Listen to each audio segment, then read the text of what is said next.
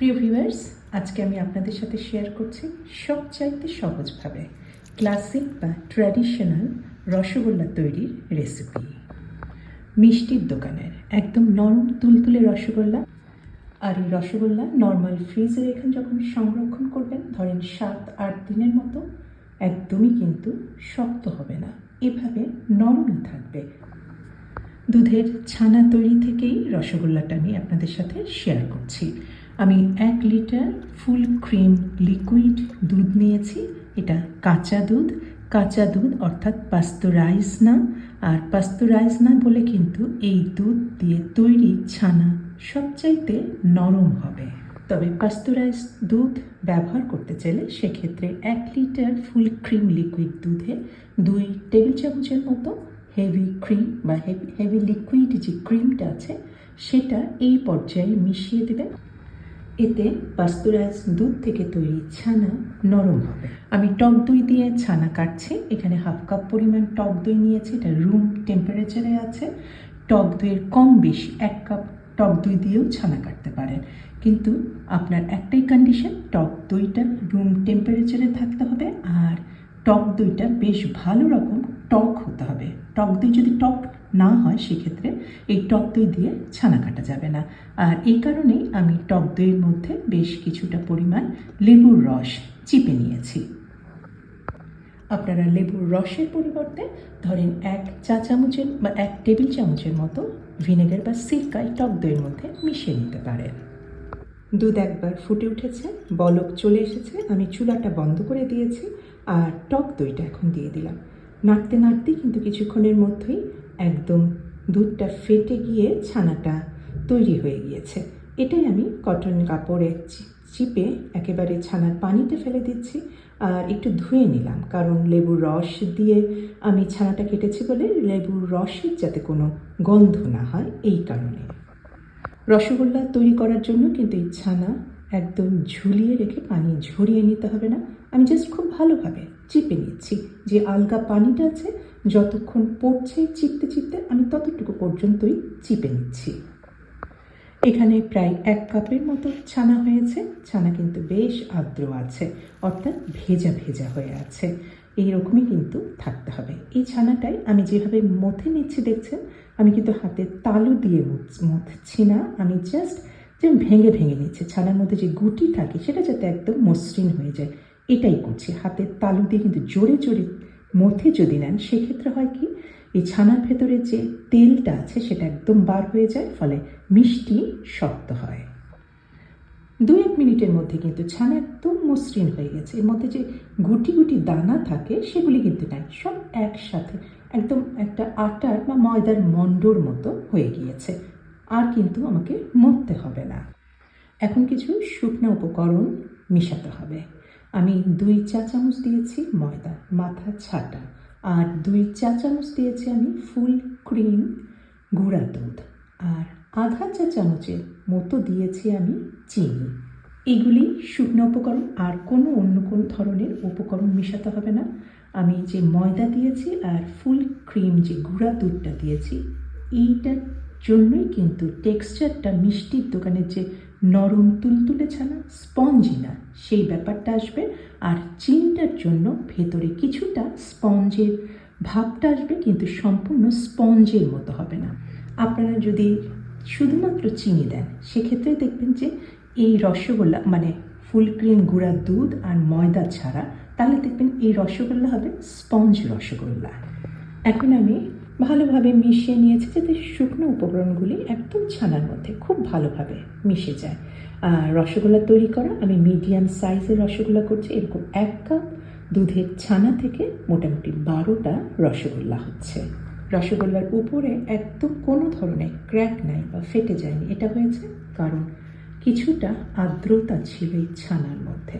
ছানা সম্পূর্ণ শুকিয়ে যদি আপনি করেন সেক্ষেত্রে এই রসগোল্লার উপরেই দেখবেন যে একটা ক্র্যাক বা ফাটা মতো হয়ে গিয়েছে। আর আমি রসগোল্লাগুলি তৈরির আগেই কিন্তু শিরাটা তৈরি করে নিয়েছিলাম। 2 কাপ দিয়েছি চিনি আর পানি দিয়েছি 4 কাপ। 3-4টার মতো এলাচ দিয়েছি, এর ফলে শিরাতে এলাচের একটা সুগন্ধ পাওয়া যাবে।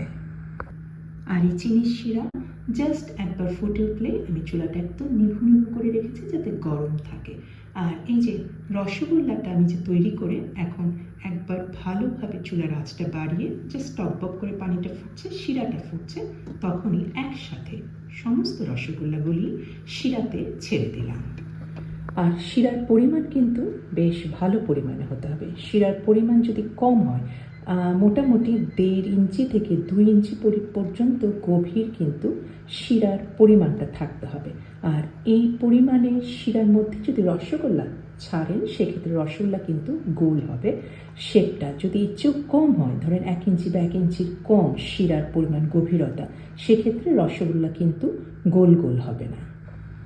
এই কারণে এই শিরার পরিমাণের উপর রসগোল্লার শেপ আর ফোলা এই ভাবটা নির্ভর করছে বলে কিন্তু আপনারা এই পাত্রটা বা হাঁড়িটা ঠিক মতো নির্বাচন করবেন যাতে শিরার পরিমাণটা মোটামুটি ম্যাক্সিমাম 2 ইঞ্চি পর্যন্ত গভীর থাকে, তাহলেই রসগোল্লা ভালোভাবে তৈরি হবে।